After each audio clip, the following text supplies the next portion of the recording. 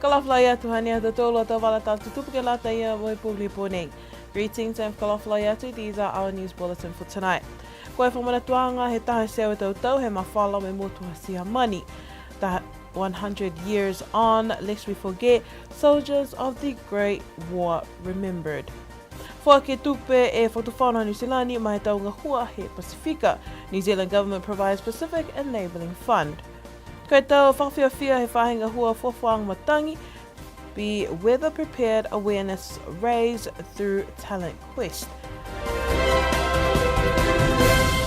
Keo ki waha tapu ne whamanatu ai e whamailongaanga he aho ne whakausi e whelakutaki mo siha mani ke he tahe seo e tautau kwa moale he aho hongwhumataha, he mahina hongwhumataha, he matahala hongwhumataha, he tau taha hiwa taha walu. Ne whole ni matakau he tau whanau whiwhine, tau whanau tāne, tau leo leo he motu, whalataha mo tau hukui mai he New Zealand Defence Force ke he whale millenniumu.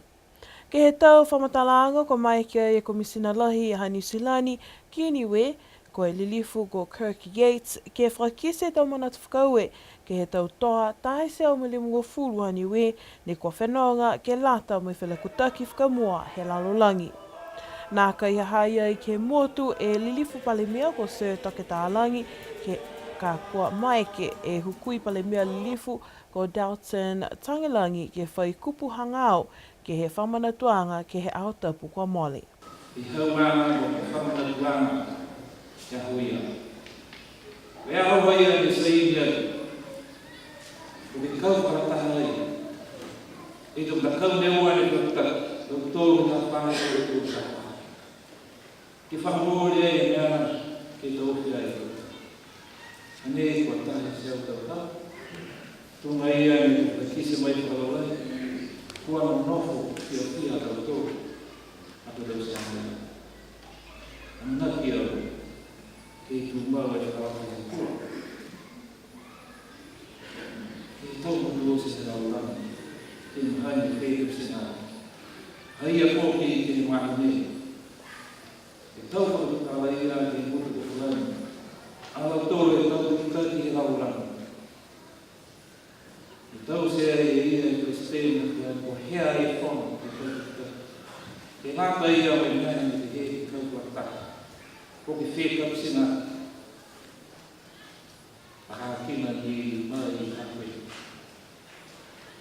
Kua tatlahi e me kua o mōria o roa tō kia. Pehe mai e Pelesiteni e he matakau kautau he motu ko Charlie Tohovaka kua lahi a whiawhia ha ko mai kia niwe ke kauwhakalataha ke he whakamana he taha he tau whakahaoloanga mahuinga he lalulangi mai ko mai ke whoki ke whakamanatu e tau toa tahe seo milimu o fulu he motu ne kua hukuia ia niwe ke he whelakutaki whakamua he lalulangi.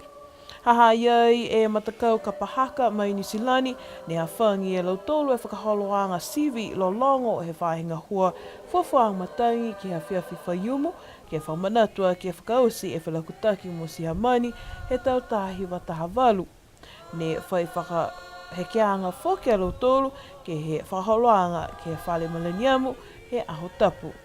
Ne whakatoatoa e tau whakaholoanga, whakamanatu ke he tau kai ne tau siosea i he matakau kautau he motu. Niueans gathered to honour the 150 Niuean soldiers who served in World War I at the Armistice Day Centenary Service. The service on Sunday marked the 100th anniversary of the ending of World War I. This is Sofia Koroitanoa with more details. A solemn occasion as people gathered here to remember the fallen soldiers of the Great War.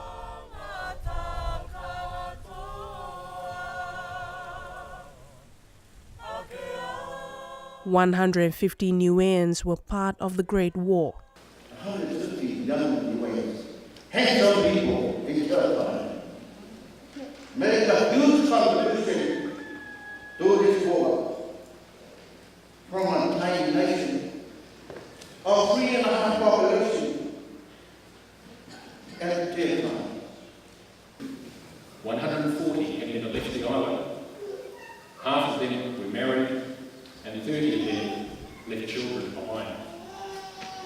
many did not return to Niue.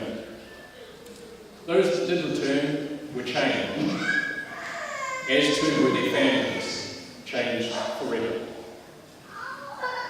Those men were your grandfathers, your great-grandfathers, and your great-great-grandfathers. You have a right to feel proud of their service and that they were prepared to step forward and fight for what they believed in. They displayed courage and commitment in a world conflict that impacted the Pacific and which Niue required protection from. The Great War of 1914 to 1918 was one of the most devastating events in human history. So although we've not experienced global wars since 1945, we are still confronted with threats that have a global reach. The nature of war and conflicts that we see today, of globalisation and of climate change, are never far from our shores, posing significant ongoing challenges to the Pacific. The signing of the armistice is observed annually on November 11th.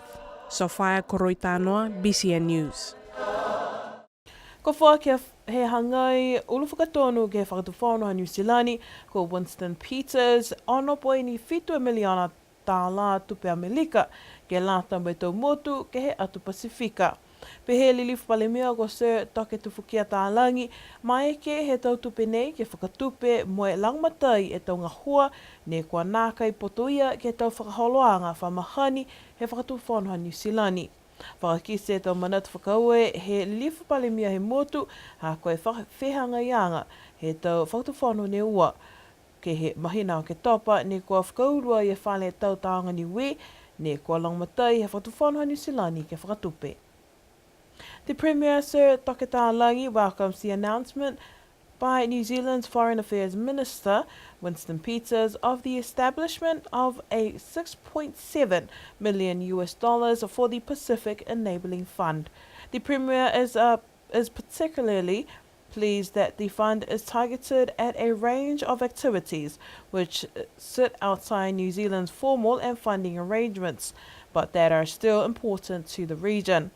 Niue and New Zealand share a long history as constitutional partners and have a strong cooperative and productive partnership through assistance from New Zealand's aid funding arrangements. The Premier is also appreciative that as part of the strengthened and maturing relationship between New Zealand and Niue, that projects as the recent completion of the Tautaonga Niue building or museum can be delivered by Niue with assistance from New Zealand. The Premier said he looks forward to the continuous positive discussion. Ne kua tōlua tu e tau tangata ke he whale tautaonga Niue ke hokio ki waha tapu ko moale ke lata mai siwianga he tau lolongo, tau tāla, mo tau koli he whainga hoa fuafuang matangi, koe matapatu manatu, koe mitaki tungi e mawhala tu tokanga mai tau matangi.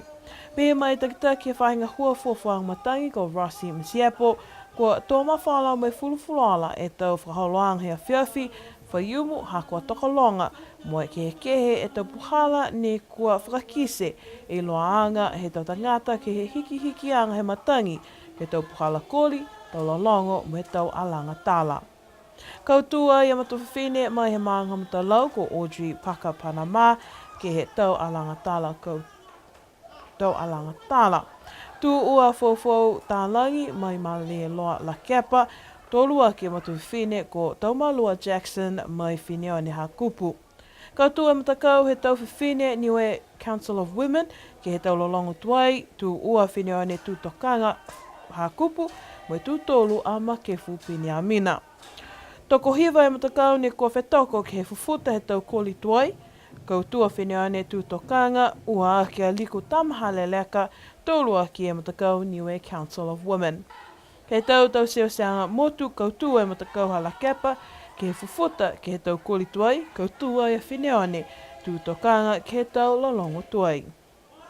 People gathered at the new Tautaonga Niue building to share the message of changing weather patterns and being disaster ready through various forms of art by locals over the weekend. The Niue Meteorological Office held a talent quest with the theme Weather Ready early warnings. Various performances were showcased on the night, which included traditional songs, dances, and poems. The theme for the poetry category, local food crops, first place went to Audrey Paka Panama from Udalo, second went to Fofo Talangi from Malialoa Lakepa, and third place went to Taumalua Jackson from Whinione Hakupu. The second section for the night, which is Koli Tuai, Cyclone Awareness and Preparation. First place went to Niue Council of Women, second to Whinione Tutokanga Hakupu, and third place went to Makifu Piniamina. The last category of the night was the Lolongo Tuai, based on climate traditional knowledge. First place went to Whinione Tutokanga Hakupu, second to Liku Tamahaleleka, and third to Niue Council of Women. Base uniform Koli Tuai category went to Malialoa Lakepa. Base uniform Lolongo Tuai category went to Whinione Tutokanga, and overall winners of all three categories went to Whinione Tutokanga Hakupu. The department partnered up with the Environment Department, Agriculture, Forestry and Fisheries, Taonga Niue and the Niue Council of Women on Saturday to make it a successful night. Ko ka mata e tau kamatamata NCEA he wahanga hongwhumataha ke he hongwhumatolu ke aonga tokolunga ke whahitapu kwa moale. Pehe mai e takitaki he tau whakakoanga NCEA he aonga tokolunga ko Johnny Kadangi ka eke ke whatatai e tau whakakoanga whanau aonga NCA he aonga tokolunga ke tau whanau aonga ni kona nofo ati ki New Zealand kua homo atu e tau numela haniwe. Ko whamahani ke whakakise e tau numela kamatamata he aonga tokolunga ke lata mai NCA ke whanuanga ka penata mai tau whaiaonga ke mataulu he tau tau osi. Ke tau nei toko whitungu whurumavalu e whanau aonga ni ko tau se tau kamatamata NCA fufutataha ua me tolu. Ka mata ke he whahitapu ka moale mea mamana ke whakatoa ke he tau whakakoanga he aho wafurumahiwa ia Novema me tukua i e kuata whakahiku he aonga tokolunga he aho hongwhurumawha i te Semo he mahina fo. Niue High School's National Certification for Educational Achievement Exams results over the years has received good news or good reviews by the New Zealand Qualification Authority. According to the principal nominee NZQA, Janet Dangi, the annual reviews are done by NZQA and recent statistics for Niue High School has been very good compared to New Zealand's national average. This is Sofia Koroitanoa with more details on the story. These are some of the 78 students of Niue High School who are currently sitting the NCEA, which started last week on Tuesday, November 6th. Over the past years, statistics for Niue High School has been very good. Compared to the New Zealand national average, Niue High School is doing okay. So, the analysis is usually presented to Cabinet and to the teachers on Teachers Week, which is the first week back next year. First year, we start on the 21st, which is going to be the Teachers Only Week, 21st of Jan. That's where the analysis for this year from NZQA will be presented to the teachers and to our Minister for Education. According to Vangi, the school has a robust system in place. A supportive principal who supports the needs of NCA and improvements that we normally come up with and recommend. And it's usually qualities as well that we instill in the students. And also if we compare Niue High School to schools in New Zealand, we have a very low student-teacher ratio. So when you're teaching, you can easily identify what student needs assistance. Whereas if you're teaching in a bigger classroom, it's quite difficult to identify what students are the weaknesses and areas they need to address. The exams will end on the 29th of November. Meanwhile, the school term ends on the 14th of December. Sofia Koroitanoa, BCN News. And that is all of our news bulletin for tonight. Kos mene ato tolu ato wala tal tutupu ke lata ia me poulia po nei. Ke nono whaa me ke amnui ne po.